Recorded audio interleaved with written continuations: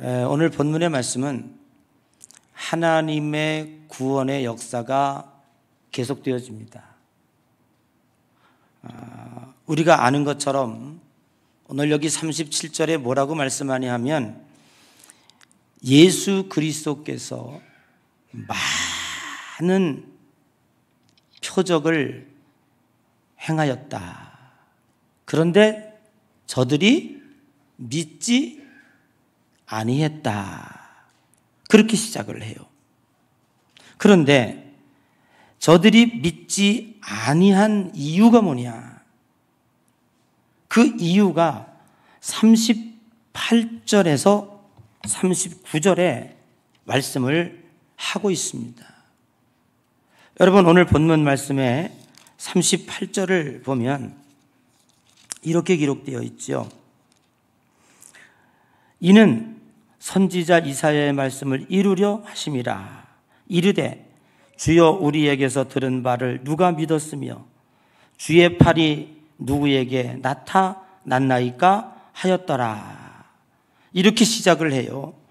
그러면서 39절에 그들이 능히 믿지 못한 것은, 그들은 누굽니까? 지금 예수님 앞에 기적을 보고도 믿지 못하고 예수님을 박해하고 죽이려고 하는 자들을 이야기하는 거예요. 믿지 못한 것은 이 때문이니, 이 때문은 무슨 때문이냐면 곧 이사야가 다시 일렀으되 그랬어요. 자, 40절은 매우 중요한 말씀이니까 같이 한번 읽어보도록 하겠습니다. 다 같이 시작. 그들의 눈을 멀게 하시고 그들의 마음을 완고하게 하셨으니 이는 그들로 하여금 눈으로 보고 마음으로 깨닫고 돌이켜 내게 고침을 받지 못하게 하려 함이라 하였습니다. 이게 무슨 뜻입니까? 이들이 믿지 못한 것은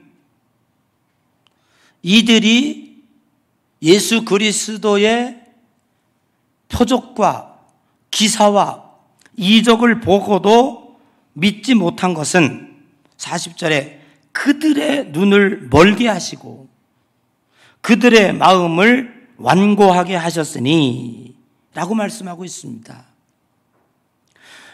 여러분, 우리는 하나님의 말씀을 읽거나 하나님의 말씀을 들을 때에 듣고 싶은 것만 듣고 보고 싶은 것만 보는 경향이 있습니다. 사실은 하나님의 말씀을 읽다가 보면 이 말씀은 반드시 목에 걸려야 돼요. 이게 뭐지? 도대체 이건 무슨 뜻이야? 라고 그 성경에다가 퀘스천 마크를 붙이고 혹 성경을 잘 아는 분에게 물어보든지 목사님에게 물어보든지 아니면 어떤 책으로라도 이 문제를 해답을 얻어야 된단 말이에요. 그런데 우리는 덮어놔요. 이거 뭐 다 하나님 말씀이니까 괜찮겠지.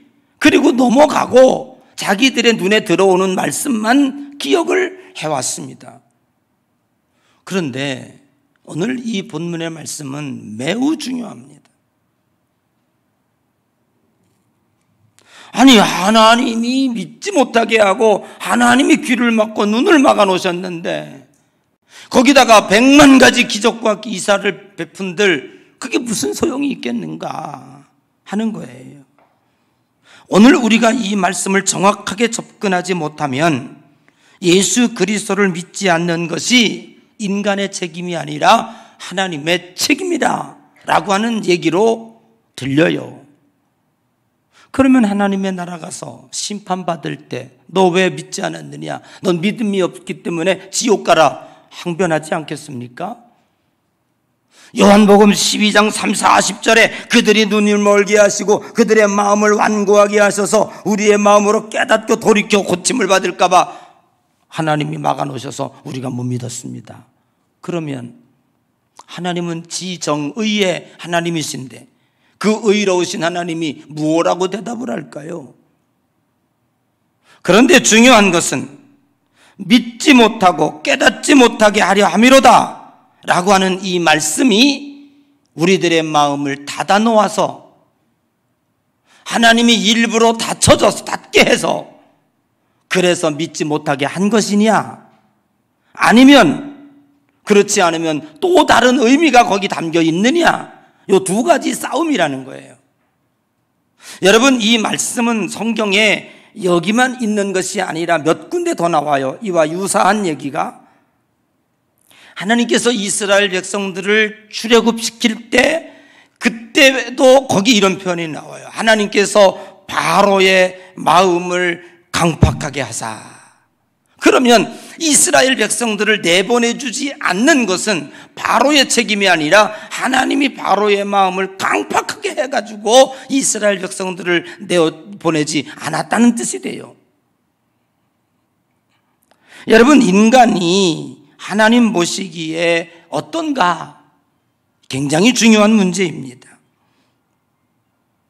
로마서 1장 28절에도 이런 말씀이 있습니다. 또한 그들이 마음에 하나님 두기를 싫어하며 하나님께서 그들을 상실한 마음으로 내버려 두사 합당하지 못한 일을 하게 하셨으니, 그러니까 그들의 마음을, 상실한 마음을 그냥 내버려 둬서 합당하지 못한 죄악의 길을 행하게 했다라는 거예요. 여기서 우리는 답을 얻어야 합니다.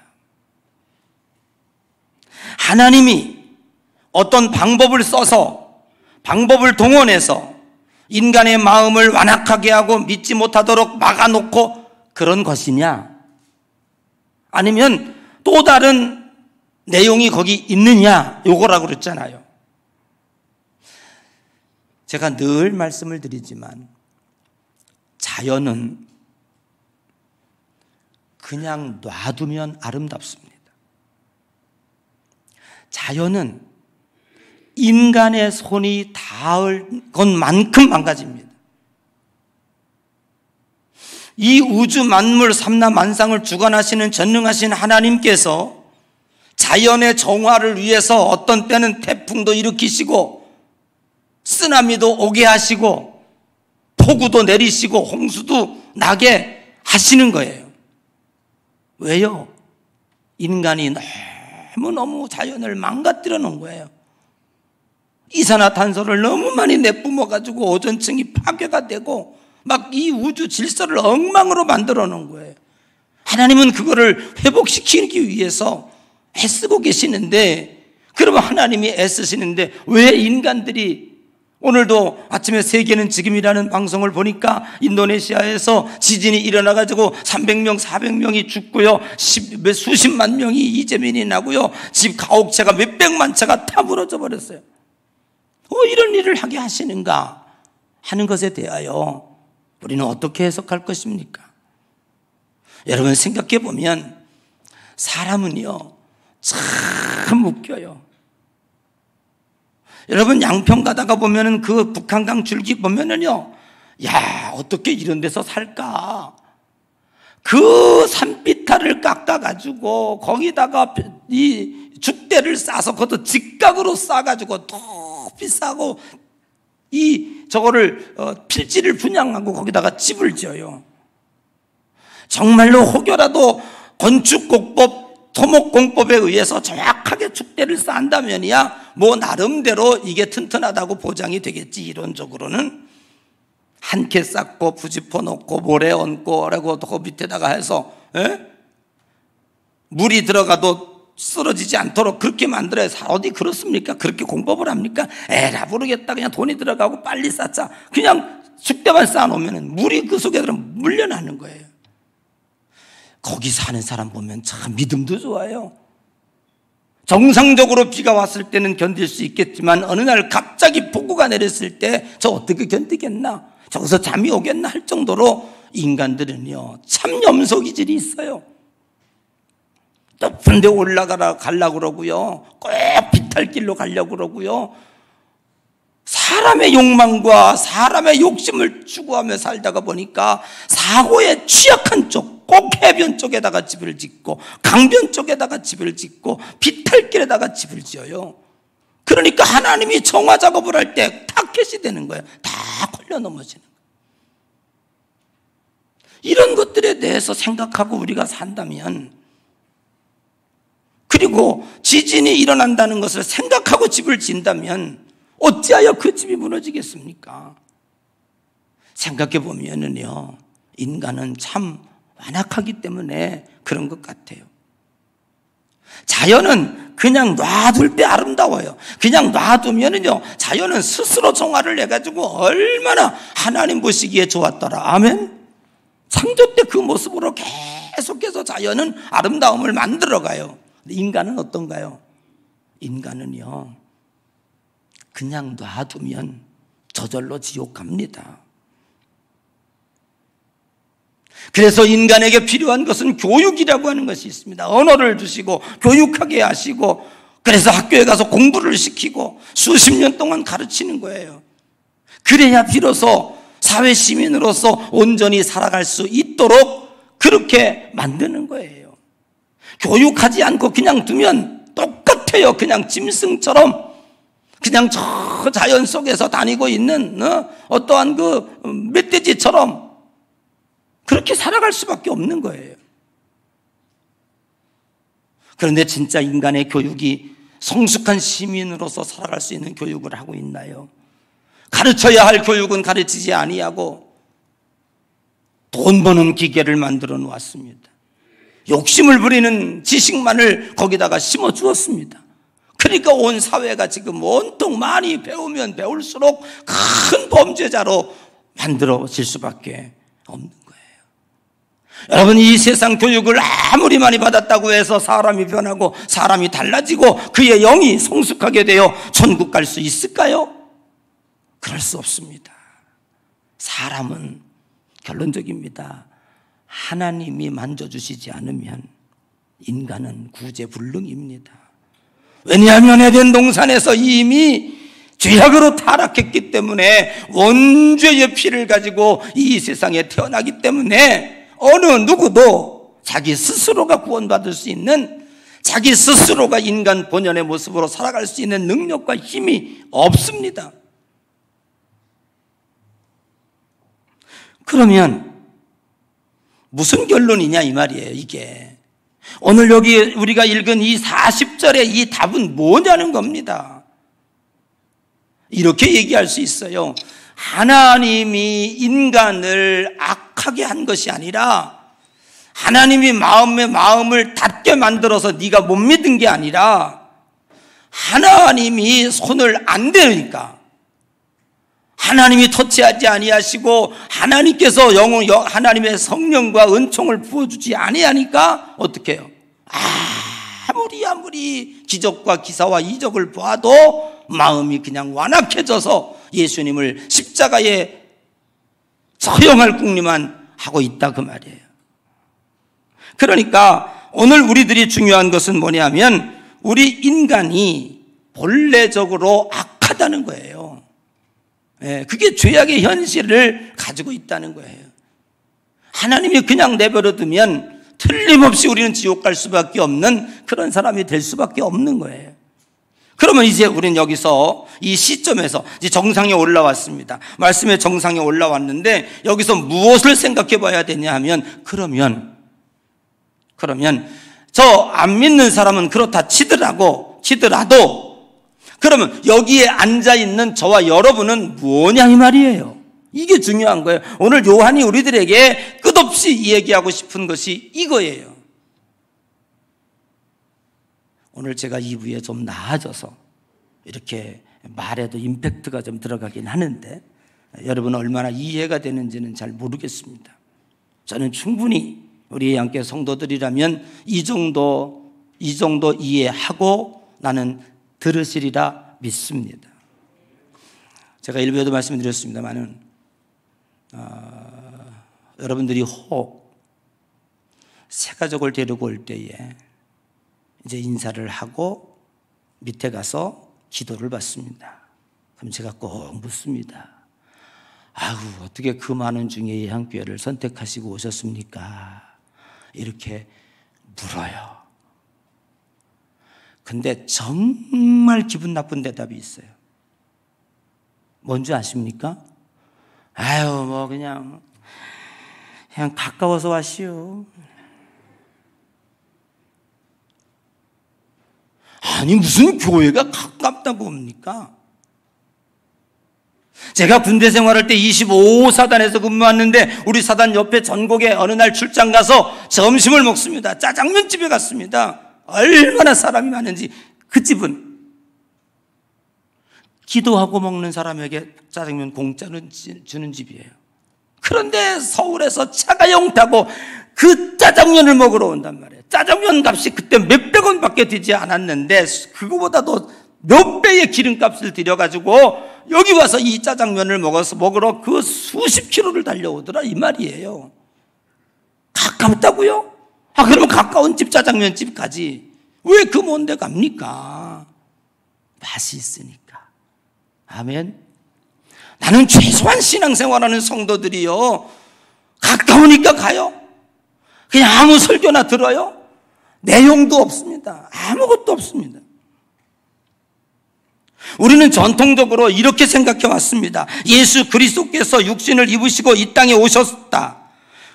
그리고 그가 많은 표적을 일으키시고 안진뱅이를 일으키시고 눈먼 자를 뜨게 하시고 38년 된 병자를 일으키시고 물고기 2마리 가지고 5,000명을 먹이시고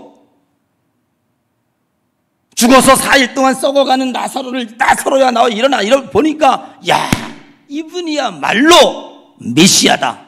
그리스도 맞다. 그러니까 우리가 믿자. 아멘입니까? 노멘입니까? 그 반에 아멘 할 줄 알았어. 몇 건 사람. 잘 보고 아멘 하세요. 아멘 아닙니다. 지금 일반적으로 우리 기독교인들이 이런 마음으로 예수 그리스도를 믿으니까 교회가 막이 소굴이 되고요, 진실로 하나님이 원하는 그리스도인이 과연 몇 명이 있느냐? 예수 그리스도께서 돌아가시면서 말세에 믿는 자를 보겠느냐? 지금이 말세라고 얘기하고 있어요. 전 세계 26억인데요. 대한민국만 해도 1,000만 명이 넘는 그리스도인들이고요. 지금도 어떤 교회는 뭐 10,000명 모이네, 20,000명 모이네 그러고 있는데요. 무슨 믿는 자를 보게? 도대체 예수님 말씀은 맞는 거야, 틀리는 거야? 라고 질문할 수 있습니다. 예수님 말씀은 언제나 맞습니다. 우리가 틀렸습니다. 뭐가 틀렸냐? 거기 있는 모이는 그냥 교회에 모였다고 해서 다 믿는 사람이 아니라는 사실이에요. 나는 오늘 여러분들이 여기에 눈이 열려져 가기를 바라는 거예요.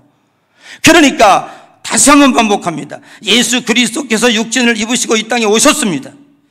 그리고 예수님께서 가지가지 표사와 기적을 일으키는 걸 보니까 과연 저분은 그리스도다, 메시아임이 맞다라고 인식이 됐어. 그래서 믿자. 그래서 믿었습니다. 맞습니까? 틀립니까? 어떻게 또 금방 깨달아? 틀렸습니다. 그게 맞다고 생각하면서 믿고 있는 사람들이 성도 중에 대부분 부지기수니까 지 마음에 안 들으면 안 믿는 거예요. 그리고 교회를 선택할 때도 자기 마음에 드는 교회를 선택하고 자기가 의지적으로 자기가 믿었으니까 자기가 결정할 수 있고 자기가 믿었으니까 자기가 다 할 수 있는 거예요. 주인공은 나예요. 나. impossible. I am이 앞에 있어요. 불가능한 인생을 살고 있고 불가능한 구원을 지금도 이루려고 애쓰고 있는 거예요. 거기 십자가도 없고 거기는 구원이 없습니다. 그런데 대부분의 교인들이 그 현실에 머물러 있다니까요. 그러니까 신앙이 성장하지 못하고 성숙하지 못하고 완숙되지 못하고 진짜 믿음의 사람이라고 인정하지 않는 거예요. 여기에 갈림길이 있다는, 능선에 올라가서 일로 내려가냐 말이에요.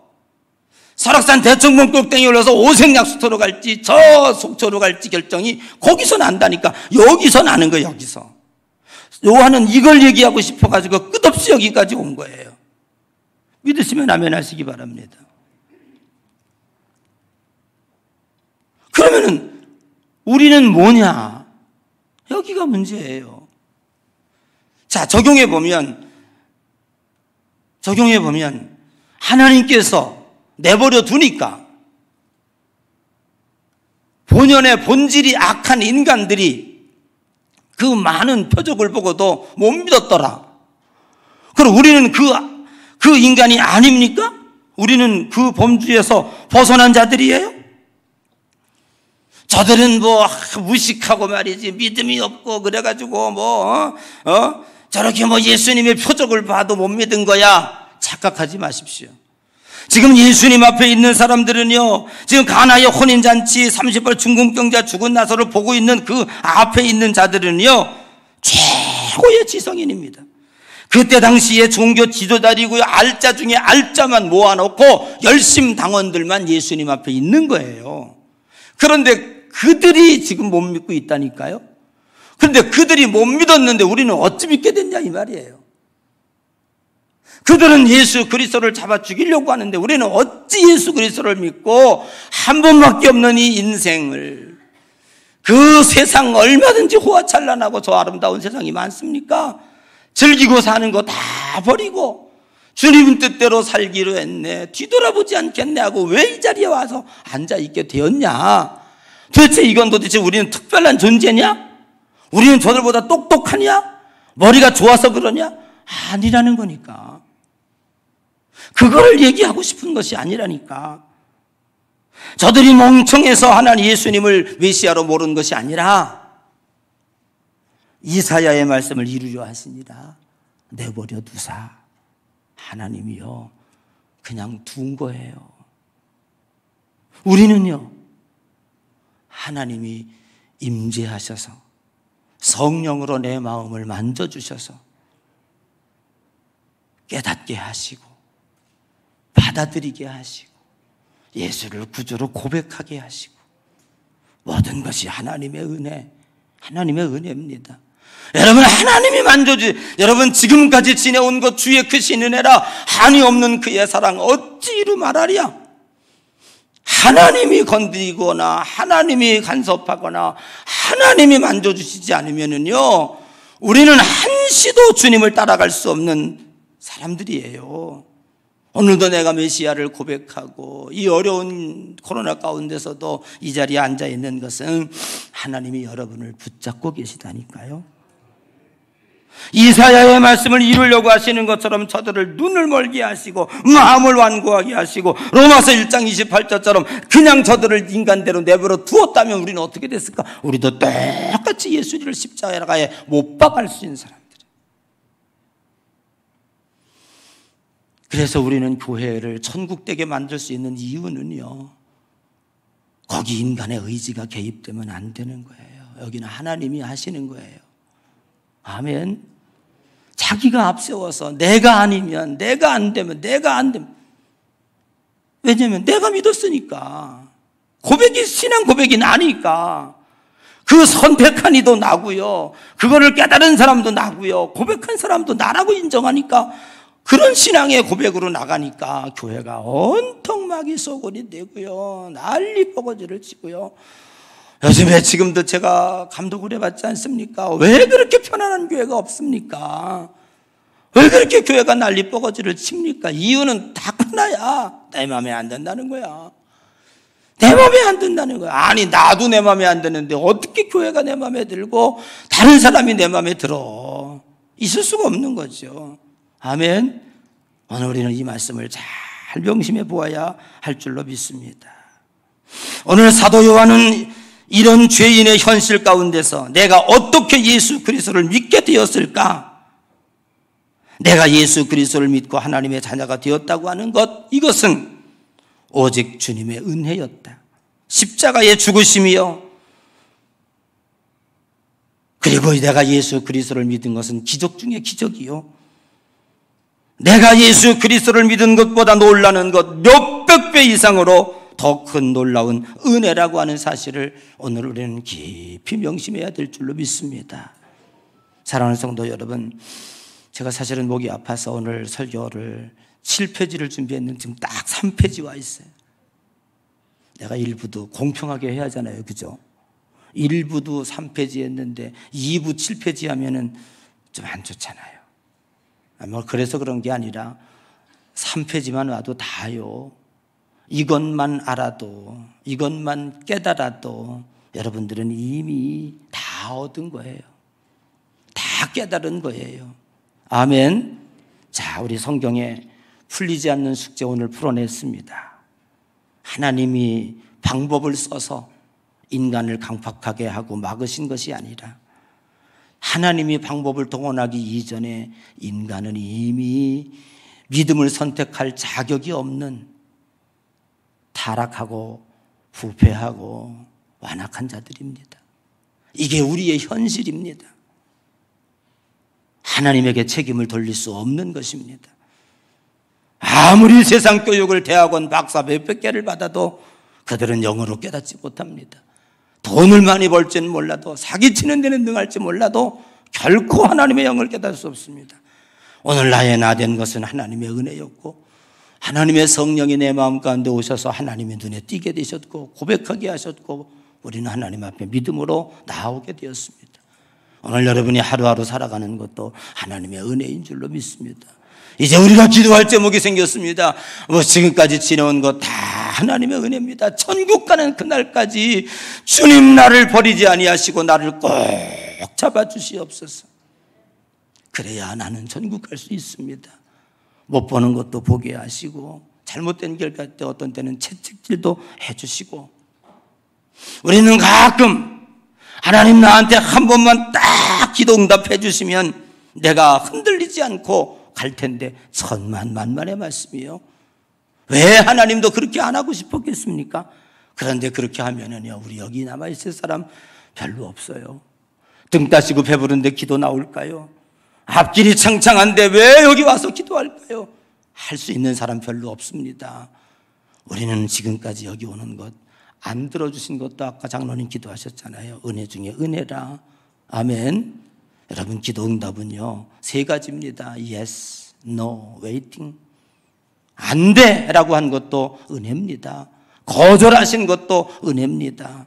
오늘 여러분의 삶의 하루하루가 주님의 손에 붙잡혀 사는 축복의 삶이 되시기를 바랍니다.